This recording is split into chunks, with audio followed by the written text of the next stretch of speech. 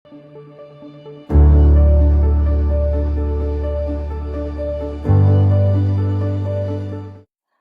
para pemohon, Polri yang saat ini dipimpin oleh Kapolri Listio Sigit Prabowo benar-benar tidak mencerminkan tugas dan fungsi Polri sebagai pelindung, pengayom, dan pelayanan masyarakat. Hal ini dibuktikan dengan beragam peristiwa yang justru sangat melukai rasa keadilan masyarakat termaksud di dalamnya para pemohon.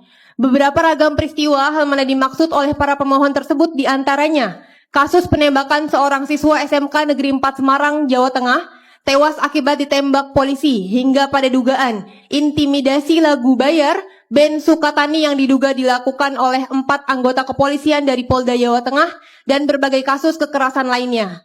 Berdasarkan ragam peristiwa sebagaimana diuraikan oleh para pemohon tersebut menjadi bukti nyata bahwa institusi Polri saat ini benar-benar tidak mencerminkan tugas dan fungsi Polri sebagai pelindung, pengayom, dan pelayanan masyarakat.